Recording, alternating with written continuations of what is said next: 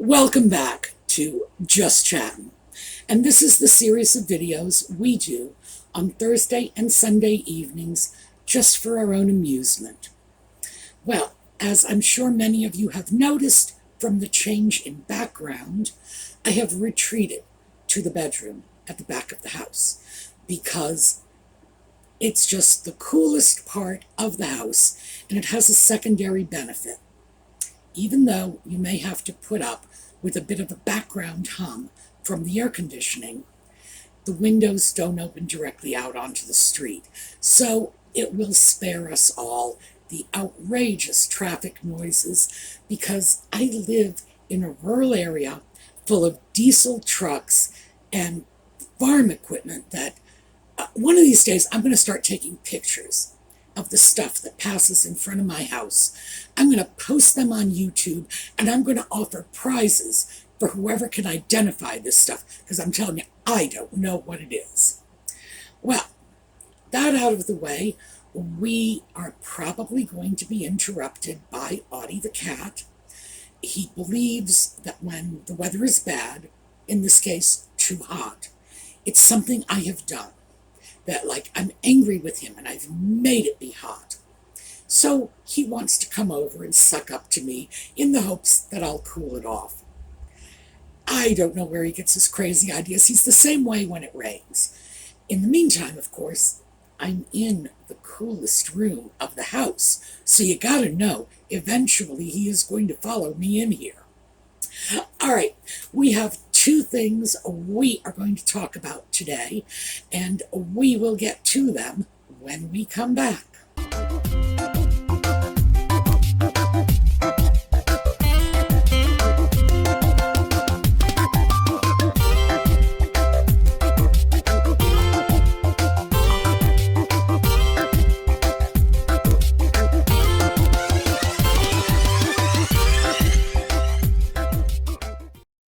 Okay, let's start with the easy one. Apparently there is this big internet kerfuffle, mostly spearheaded by the Nutmeg's megamaniacs, because a journalist, by the way, I looked him up, he's a New Zealander, so you gotta know, even if I wasn't going to defend him before I found out, now that I know, of course I am. A New Zealand journalist named Dan Wooten had used an expression that has been a part of the English language verifiably a part since the 17th century. And that expression is whiter than white. And in the context in which he used the expression, it was about the royal family having to be whiter than white. I don't think this was the best choice of words, only because I would have used a different expression. I would have gone with Caesar's wife must be above reproach. By the way, his statement had nothing more to do with race than Calpurnia, Caesar's wife, has to do with race. Just to be clear about this. The meaning of the expression is that people in power need to avoid even the vague appearance of impropriety or wrongdoing. In the case that he was speaking about, Charles had accepted a donation from who was he? A Kuwaiti politician. And the donation was to one of Charles's charities. Now, apparently, Charles thought he was doing the right thing. It was a charitable donation. I have no idea what the issue is with the Kuwaiti politician. Allegedly, he is not a good guy. I am not inherently very political. So usually I have to wait until a scandal like this erupts before I even go out of my way to do research on who it is and what he did wrong. And I haven't gotten to that yet, mostly because what the Kuwaiti politician may or may not have done, and whether or not Charles was right or wrong in doing what he did by accepting the money, is not even the issue anymore. Now the issue is Nutmeg's fans are saying, look, the royal family is saying out loud they're whiter than white. They have no room for her because she's mixed race. What? I'm not kidding. Caesar's wife has more to do with race than this does. This is merely an expression.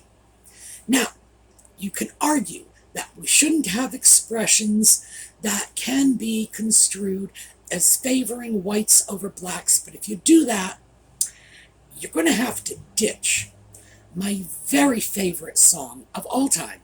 Now, those of you of my generation will remember this. Do you remember El Paso by Marty Robbins? Do you remember that line, blacker than night were the eyes of Felina? I thought that was incredible. He's talking about a woman's black eyes as the most beautiful thing he's ever seen. Wow. Well, if we can't talk about white as good and beautiful, then I guess we can't talk about black as good and beautiful either. So I do not want to see our language pared down to the bone simply because hypersensitive people are saying this is about race. No, it's not. I have already had to give up the word niggardly. Now, I like that word. It's a very good word. It was in common usage until the middle of the 20th century, and then it started to drop off the boards very quickly. And the only reason for this is it happens to sound somewhat like another word. The words do not come from the same language families. One is from Proto-Germanic, the other is from Latin. They don't go back to the same original meaning. Niggard means close or careful when you trace it back to its inception. The other word goes back to black. They have nothing to do with each other. They are not spelled the same. They merely happen to sound similar, not even identical. But I don't get to use this word anymore. Now I have to resort to miserly, and miserly does not come from the same root. Therefore, there are situations in which niggardly really is a better word choice. But I don't get this one because somebody decided that my language has to be cut because of their hypersensitivity. Reminds me of a situation, and some of you who have followed this channel may remember that. I had a figurine of a little guy, a little black man, and he was sitting cross-legged so that he could hold a begging bowl, and I described him as a fakir, which is the correct description for a North African holy man who is an ascetic and begs for his sustenance. Well, despite the fact that I was very careful with the pronunciation of fakir, and I even spelled it out, YouTube's bots decided it rhymed with trucker. And of course, that's how the closed captioning translated it. Now, I was very lucky because, frankly, I could have gotten into a lot of trouble with that. This channel is designated as family friendly, even though it's not designed for children. It is supposed to be safe for children. Now, fakir is perfectly safe for children. But the other word, the one that rhymes with trucker, is not.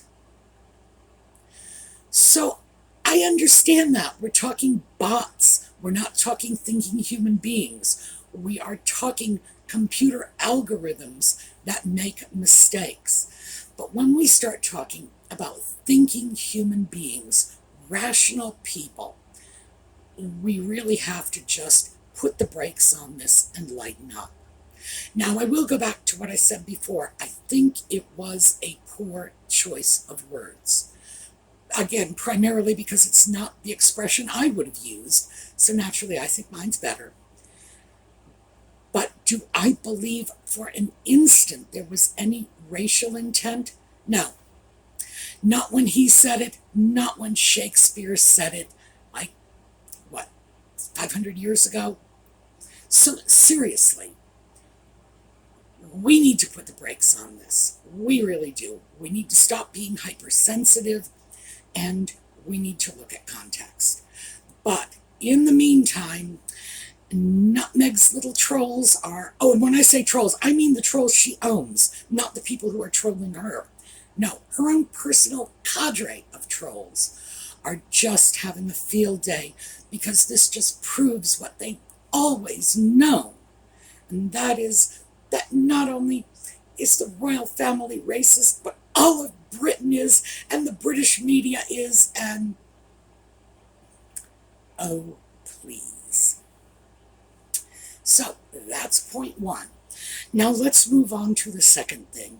As many of you may have noticed, Vogue did an article featuring Gloria Steinem and Nutmeg both talking about Roe v. Wade. Because apparently Nutmeg is now the leading thinker on all things feminist. Huh? Only Vogue.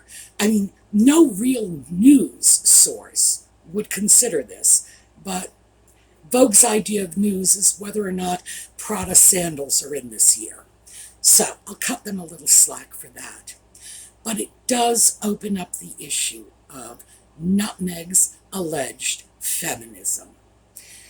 Now, we've talked around this before, but no, we really need to look at this. All right, Nutmeg's entire platform, the reason she has a voice that is heard internationally, is because of who she married. Nothing to do with her, everything to do with her husband. Now, even before that, what small career she built was through the generosity of the men in her life. So why don't we start with Thomas Markle? Because Nutmeg's career began when she had a walk-on on Married with Children. He was the lighting director for that show. I wonder how she got the walk-on. Later, the next part she got was General Hospital, and he also worked on General Hospital, although I'm not sure in what capacity. I'm going to say somewhere in lighting or cinematography. That's his skill set. Again, first two roles were handed to her by Daddy. And then, as a struggling actress, she hooked up with Trevor Engelson. And Trevor was a producer. So, of course, she ended up getting roles, well, a role that I know of in one of Trevor's films, but presumably her connection with Trevor would have introduced her to other people who would have then furthered her career. Now, once her career took off, sputtered, what would you call being like the third-ranked female in an ensemble cast in a Canadian television show? I don't know. It's stardom, not exactly. Once she landed that role in Suits, then at that point, Trevor becomes superfluous. He is no longer of value, and she moved on. And now, of course, she is the Duchess of Sussex, a title she uses even here in the United States, which is highly inappropriate, but heck, I suppose you can call yourself the Queen of Mars here. Nobody's really going to stop you. Her supporters have tested out this calling her Princess Henry. Now, historically, according to the protocols of the British royal family, this would be a title she would be entitled to. But the problem with that, of course, is given everything we know about Harry the sock puppet. If you start referring to Princess Henry, it's hard to tell which one of the Sussexes you're actually talking about. So I don't think that one's going to go anywhere. I think that's going to die on the vine. Still, this is a platform that she married. This is not something that she earned by herself in her own right. Not even close. So let's take a look at what her feminist acting choices were. And I'm just going to run the pictures while I talk. And let's just start with this 90210. This is great because I don't think it takes a lot of imagination to figure out what she was doing, with her head in the guy's lap in the car. Yeah, clearly this was a very sexualized role. No two ways around it. Again, we have the sexualized role. I don't know which one this was. This was a guest shot she did on some television show in which she plays the lingerie housekeeper. We got another one here, half-naked cage fighter. Among my favorites, the grilling commercial. That was over the top in terms of exploiting her body and her sexuality. It was, it was bordering on softcore porn. I mean, it was really just over the top to the point where I wasn't really comfortable watching that ad. We have even more. We have her stint as the suitcase girl on Deal or No Deal. And then, of course, her starring moment, again, as third billed female in an ensemble cast on a television series from Canada. And here we go. Exploiting her body, exploiting her sexuality in a way that I'm really, for the 21st century, I'm not even sure how anyone could justify that. And I have no idea how one could call themselves a feminist when they are part of that kind of denigration, exploitation, and objectification of women. I just don't see it. Sorry. And just for those of you who are going to say, but no, these are acting roles. It's a difference between acting roles and the role you have in real life. She wasn't being herself. She was portraying sluts. Well, yes, she was portraying sluts. No two ways around it. So here we have some photos from interviews that she's done. She was not portraying characters in these interviews. She was being herself. And she was over the top flirtatious, hanging on these guys like a cheap suit. It was, in fact, again, a slutty. I'm sorry. That's the only word I can think of to describe this. It was just unappealing. And that is not to promote anything but herself. So, you gotta wonder. Now, one of the things that I had to question in this whole thing is why on earth is Gloria Steinem doing this along with her?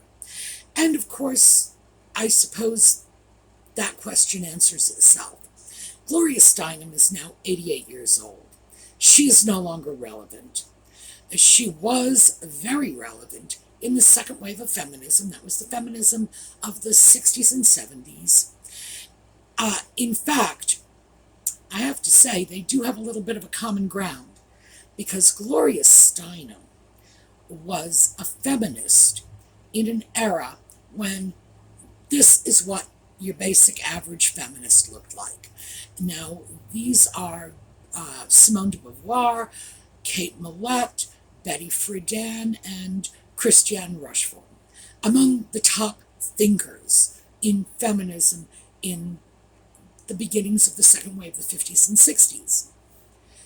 Now, keep in mind that any one of these women could mop the floor intellectually with Gloria Steinem. Let's take a look at Gloria Steinem from the same period. And here we go, with the streaked and teased hair and the mini skirts and the long legs and the makeup, and oh yeah. So guess which one the media glommed onto as the spokesperson for modern feminism? Gloria Steinem, of course. She was the one who showed well. Now, for me, I thought that was a good thing. I thought it was nice that feminism was repackaged and that the media was at least looking at the fact that not all feminists were, dowdy old battle axes, that, some of us came in pretty packages. Oh, and I say some of us because I was a feminist. I still am. I just am no longer a second wave feminist because that's sort of past. However, I stopped being a Gloria Steinem fan when it was revealed some years later that she was actually in the employ of the CIA for much of that time. And it defended it by saying, oh, the CIA was nonviolent and very liberal and very forward-thinking in those days. Really? Those were the days in which they were plotting to assassinate Fidel Castro and take down Noriega. I'm sorry, I was there. I remember this crap. Thank you very much. No. And by the way, I've got nothing against the CIA doing its job overseas, but I'm not so crazy about the CIA's doing its job in the US, which it was doing in the 60s and 70s when they were interfering with domestic political unrest. So, just no thank you. I'm sorry. Gloria, you and your CIA connection it dropped you a few notches in my book. Seriously. On the other hand, I still seriously respect the work that she did way back when. Problem is, at nearly 90, she is no longer relevant. Period. So now I gotta wonder how much of this is Gloria Steinem's bid to regain some relevance. So she and Nutmeg are together on this. And in the article, by the way, they actually spoke about passing the baton. Steinem was very clear that she was not passing the baton yet, although Nutmeg was very clear about the fact that when that day comes, boy, she's going to be right there to grab it. Yeah, right. Because this is just what we need, as the next spokesperson for feminism. Somebody who doesn't know what they're talking about. Now, I'm not even getting into the fact that they were dealing with abortion and Roe v. Wade for a number of reasons, primarily because what Nutmeg knows about Roe v. Wade could fill a thimble on a good day. She was not even alive before that law was enacted. And what does she know when she talks about what we're going back to? No, she doesn't know. And of course, abortion is a very charged topic. And this is not an inherently political channel. So, abortion, we're sidestepping that for a moment. And we will come back to it if we have to. If we eventually have to deal with Nutmeg and her pro-abortion stance, we will deal with it. But I'm anxious to skirt the issue for the moment. Right now, it's just a question of who the heck is she to tell us that she's a feminist. Gee, feminists simply do not build their entire career on what has been given to them by men and the exploitation of their bodies. That's about as unfeminist as it gets. So, that is what I have for you today. I guess the takeaways here are we need to lighten up and stop looking for racial undertones in everything everybody says. In the immortal words of Groucho Marx, sometimes a cigar is just a cigar. We also need to really look twice at the idea that Nutmeg or anybody else who has not put in the work can stand up and say, I am the voice of feminism in the United States. No, you don't get to do that simply because you feel like hearing the sound of your own voice. You want to do that, you've got to do the research. You've got to publish the papers. You have to be on the leading edge. Frankly, in my generation, you had to be arrested in the riots. You had to have the doors slammed in your face. So, no, we really need to look twice at that.